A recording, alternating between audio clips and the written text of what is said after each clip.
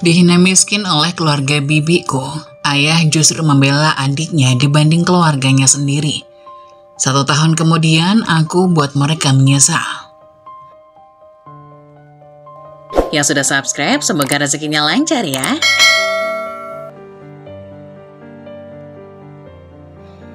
Dasar anak miskin, gak tahu etika. Awas kamu ya, aku aduin lagi ke bapakmu, biar kena tempelengan lagi. Teriakannya aku abaikan begitu saja.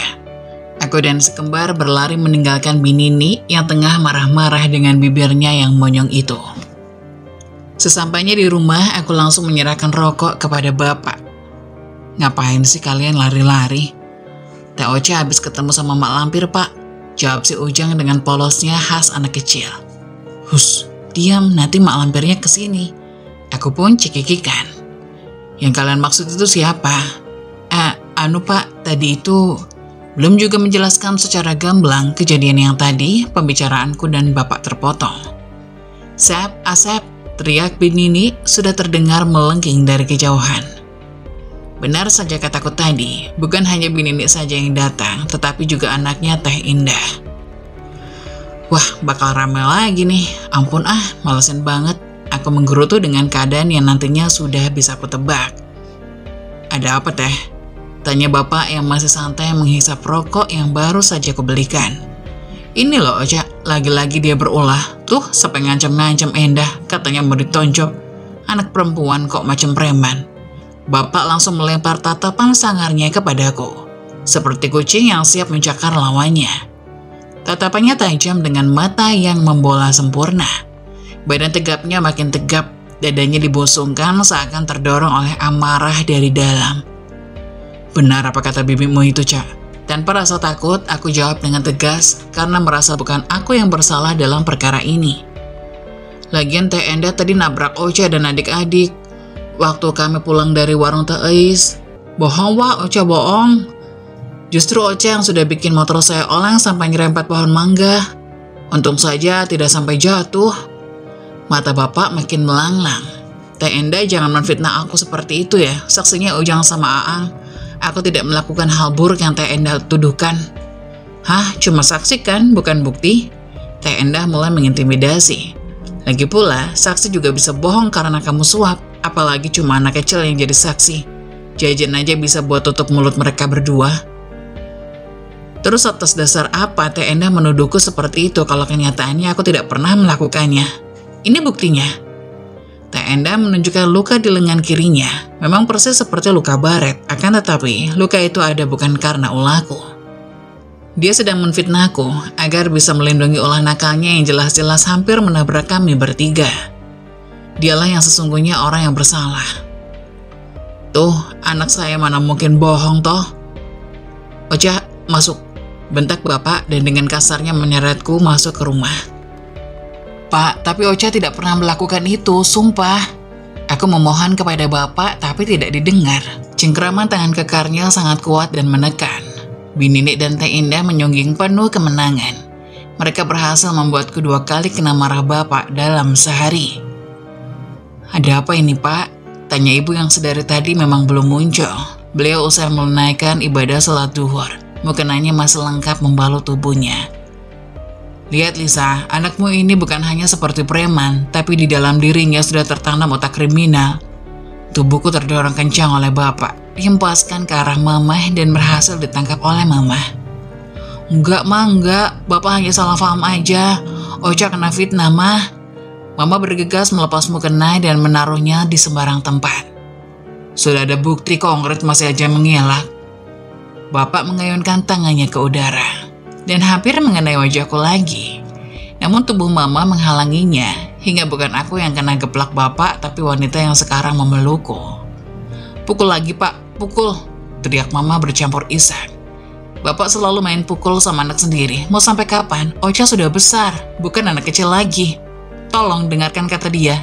Jangan langsung percaya begitu saja dengan orang lain. Kasihan mental dia, Pak. Diam kamu, Lisa, minggir, atau kamu juga akan kena pukul. Aku masih saja tenggelam dalam pelukan perlindungan mama. Bapak pun belum juga memberhentikan aksi brutalnya. Masih saja berusaha untuk meraih tubuhku agar kena pukulannya. Namun justru mama yang lagi dan lagi kena. karena bersikeras menutupi tubuhku. Sakit, Mah. Rintikku lirih saat sekali dua kali aku terkena pukulan bapak. Kali ini, bapak sungguh membabi buta. Semua tenaganya ia kerahkan. Aku pun merasakan gerakan mama yang mulai lambat menangkis tangan bapak. Aku memilih keluar dari pelukan mama, tak mau mama selalu kena imbasnya. Tubuhku seketika ditarik paksa oleh bapak hingga persendian tanganku berbunyi menjauh dari posisi mama yang berdiri. Belum puas dengan aksinya yang sedari tadi ia lakukan, kini puntung rokok yang masih menyala itu ditempelkan ke tanganku. Ampun Pak, ampun. 1, 2, dan 3 kali bapak melakukannya tanpa henti, tanpa melihat siapa aku ini. Aku katakan hatinya sudah mati karena emosi. Cukup Pak. Puntung rokok dibuangnya dan diinjak dengan kakinya yang beralaskan sandal jepit. Sudah berani kau melawanku, Lis. Kembali tangannya mengudara dan kini aku yang pasang badan untuk melindungi malaikat tak bersayapku. Sangat keras, tepat sekali mengenai pelipisku, sampai aku terhempas ke samping. Pening, semua bayangan berputar, berubah samar-samar dan aku tak kuat lagi menopang tubuhku. Aku ambruk, tapi masih bisa mendengar suara lembut mama menangis dan memanggil namaku dan akhirnya tidak bisa lagi. Nak, bangun nak. Samar ku dengar tangisan perempuan di sampingku. Ku rasakan pijatan lembut di tangannya dan kepalaku.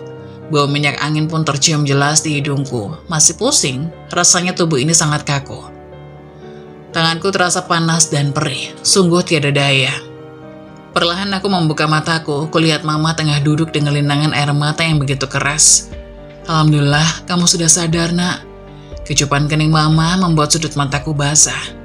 Rasa benci, marah, ingin berontak dan pergi dari rumah bernuansa neraka ini. Saat kulihat pula sosok laki-laki yang telah membuatku terkapar, sedang duduk santai dengan satu kaki dilipat di atas kursi plastik tepat di belakang mama. Kupaksakan bangun dari pembaringanku yang entah sudah berapa lama aku tak sadarkan diri. Berhasil aku memposisikan diri untuk duduk, aku memeluk tubuh mama. Aku lihat ada memar merah di pipi kanannya. Aku menelisik gambar telapak tangan. Mah, ini apa? Aku mengusap lembut pipi mama dan sensor motoriknya seperti orang yang menahan sakit. Oh, ini bukan apa-apa. Mungkin karena sedari tadi mama nangis, pipi mama, hidung mama juga merah. Ucap mama berusaha menutupi. Jangan bohong, Mah. Mama hanya menggeleng dan berusaha tersenyum. Senyumnya terlihat begitu kaku dan terpaksa. Kami memang miskin, tapi tidak seperti Binini yang miskin hati, miskin otak dan juga empati. Pipiku merasakan panas sepersekian detik setelah satu telapak tangan mendarat dengan keras. Namun bukan dari tangan Binini. Berani sekali kau menghina bibimu sendiri, Cak. Bapak, lirihku, sambil memegangi pipi yang masih terasa sakit. Rasain tuh tamparan dari bapakmu, emangnya enak? Ejek Binini terhadapku yang sedikit meringis. Tanpa merasa bersalah pun Mbak Lampir itu pergi meninggalkan jejak masalah yang telah ia buat. Jadi anak tidak punya sopan santun sekali kamu, bentak bapak. Laki-laki yang baru datang itu bukannya membela anaknya yang sedang menjaga martabat keluarga, malah ia kasih tamparan yang sangat menyakitkan. Sakitnya memang tidak seberapa, tapi mentalku yang kena karena perlakuannya. Tapi Pak, Binini sudah merendahkan keluarga kita, menghina keluarga kita yang katanya miskin. Mendarat sekali lagi telapak tangan kekar bapak di pipiku. Sudah Pak, sudah. Mama langsung memelukku dan melindungiku dari kekerasan yang bapak lakukan. Bukan berhenti, justru amarah makin merajalela. Tak cukup menamparku saja, diambilnya pula sapu lidi yang kebetulan tidak jauh dari pintu. Kini bukan hanya aku saja yang kena dampak kemarahan bapak, tapi mama pun terkena sabetan sapu lidi yang bapak kibaskan. Heh, anak tak tahu diri. Memang benar kata bibimu itu, kita itu miskin, jadi kamu harus sadar diri dan jaga sikap, paham? Sudah Pak, berhenti, kasihan Ocha, ingat dia ini anakmu. Mama memohon, matanya mulai mengembun menahan sakit karena melindungiku. Minggir kamu Lisa, aku sedang memberi pelajaran sama anak pembangkang ini. Lagi dan lagi bapak memarahiku, dalam hal ini hingga membuatku sangat muak. Belum lagi harus melihat sosok wanita yang aku sayangi ikut tersakiti. Amarah bapak makin membabi buta. Akhirnya Mama melepaskan pelukannya dan memintaku segera masuk ke kamar. Kamu bagaimana sih, Lis? Apa tidak bisa mendidik Ocha biar punya sopan santun sama Nini?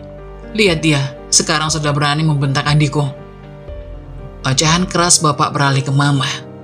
Ocha tidak salah, Pak. Nini saja yang sudah kelewatan bicara. Tahu sendiri anakmu itu persis seperti bapaknya, mudah terpancing emosinya. Jadi begitu mendengar keluarganya dihina, emosinya langsung memuncak. Oh, jadi kamu nyalain aku? Iya, bentak Bapak. Bukan begitu, Pak, tapi... sudahlah.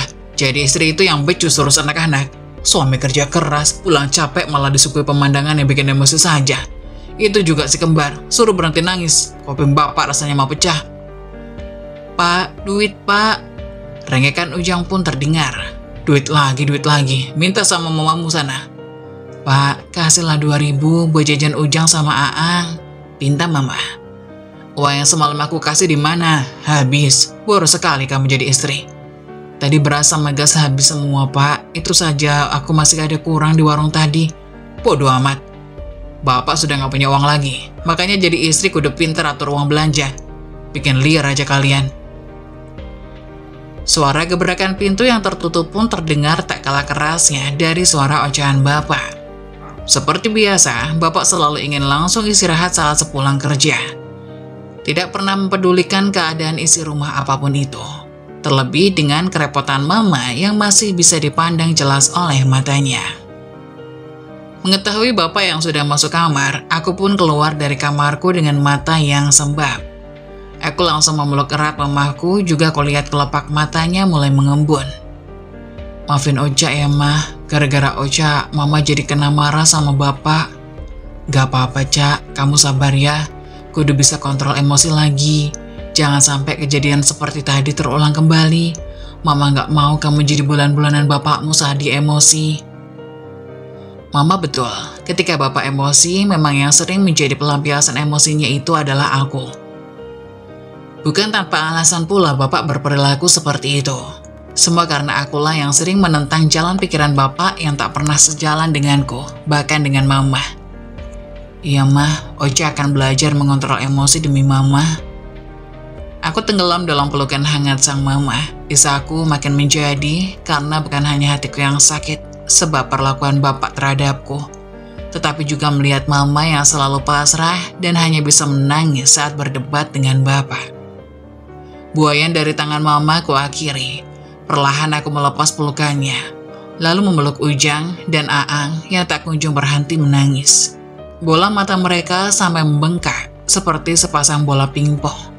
Wajahnya pun basah, penuh dengan air mata. Ujang, Aang, Kadia. Aku melihat posisi mereka duduk tak jauh dari tempat Mama duduk. Aku mengepakkan kedua tanganku, dan mereka pun masuk dalam dekapanku. Kami berempat duduk lesehan di depan kamar Bapak dengan perasaan sendu. Cup, udah jangan nangis lagi ya, nanti kalian dimarahin sama Bapak, ucapku dengan nada lirih dekat dengan telinga mereka yang saling berdekatan. Kita makan nasi goreng buatan Mama dulu yuk, setelah itu Teteh akan ajak kalian beli jajan. Beneran Teh? Tanya Ujang, matanya mulai berbinar. Iya beneran Jang, Teh Ocha jangan bohong, tukas Aang. Iya, Teteh janji. Asal kalian makan dulu. Oke, Kembar? Oke, Teh. Si Kembar pun berlari mengambil nasi goreng yang sudah Mama siapkan di meja makan untuk mereka. Cak, apa kamu punya uang? Kalau buat jajan si Kembar insya Allah ada, Mah. Mama tenang aja. Makasih ya, Cak. Iya, Mah. Mama kembali memelukku. Wanita yang sangat penuh cinta untuk anak-anaknya. Namun, jalan hidupnya penuh rintangan. Akan tetapi, meskipun begitu, rasa sabar dan syukurnya begitu dahsyat. Sekarang ganti seragammu dulu, lalu kita makan bareng-bareng ya, perintah Mama kepadaku. Iya, Mah, aku ganti baju dulu. Aku masuk ke kamar dan mengganti seragam sekolahku dengan baju rumahan.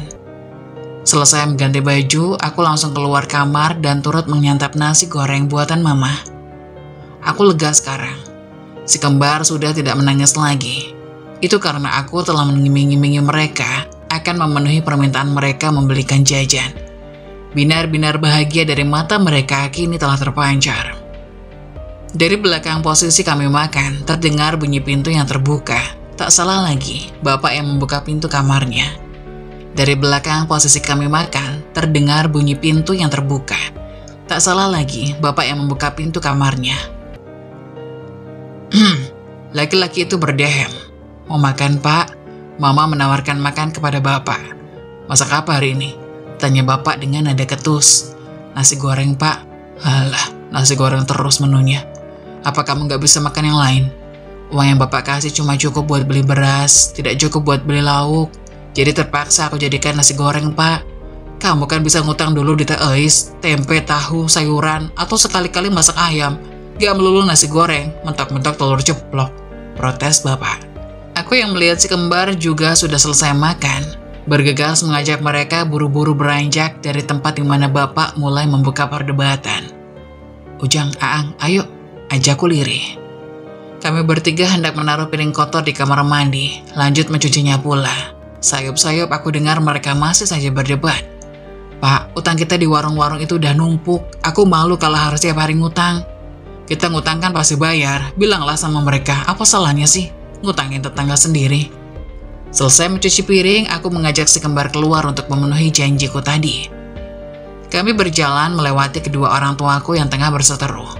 Permisi, ucapku. Mau kemana? Tanya bapak dengan nada yang masih menyeramkan. Beli jajan, jawabku singkat.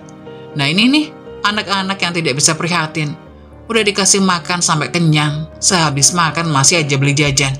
Uangnya buat ditabung malah kalian boros. Tapi Pak, kasihan Ujang sama Aang dari tadi minta beli jajan.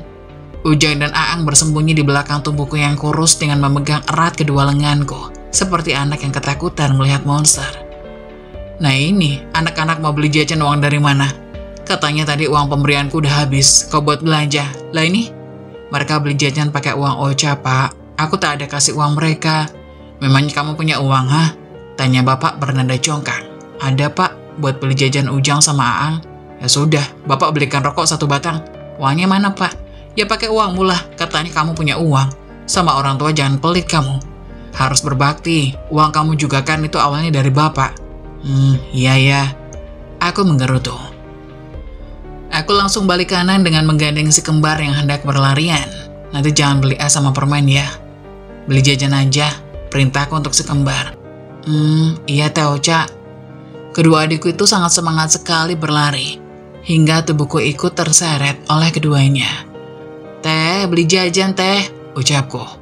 Ujang, iya pilih aja dulu, jawab Teh Ois pemilik warung. Teh, rokoknya sebatang. Rokok buat bapakmu, Cak. Iya, Teh. Ini mengutang apa bayar? Bayar, Teh. Ekspresi wajah Teh Ais sungguh tidak sedap sekali dipandang. Bisa dikatakan pandangan yang meremehkan. Aku tidak bisa membayangkan rasanya jadi mama yang setiap hari harus bertemu dengan Teh Ais dengan raut wajah seperti itu. Apalagi kata mama, hutangnya di warung ini udah numpuk. Pasti raut wajah Teh Ais ketika berhadapan dengan mama lebih cepat daripada ini. Tolong ya Cak, sampaikan sama bapakmu itu, kalau mamamu itu hutangnya udah sangat banyak di warung teteh ini. Maaf Teh, memangnya hutang mama udah berapa? Ini catatannya, kamu bisa lihat sendiri. Teh Ais menyerahkan buku saku pramuka berwarna hijau kepadaku. Aku lihat perincian hutang mama yang sudah hampir 2 halaman. Hutang dengan total Rp50.000. Totalnya segini ya Teh. Iya, hutangnya udah banyak tuh Cak, buat muter modal lagi. Mbak, kalau aku cicil dulu gimana? Memangnya mau nyicil berapa? Kalau cuma mau nyicil 1.000-2.000 mah aku ogah Cak. Mana kelihatan uang segitu? Teh Ais sungguh sangat merendahkanku sekali. Rasanya ingin aku balikan meja dagangannya sekarang juga. Aku ada uang 20.000 Mbak. Dikurangi aja sama jajan dan rokok yang aku beli. Sisanya buat nyicil ya Teh. Oke lah kalau gitu. Aku menyerahkan uang receh hasil tabunganku ke Teh Ais. Uang yang seharusnya aku gunakan untuk beli modul 2 hari lagi. Akan tetapi aku putuskan untuk menyicil hutang ke Mbak Lasri. Aku tak tega jika setiap hari mamaku selalu dipandang rendah hanya perkara uang. Ada anak-anaknya si miskin di sini.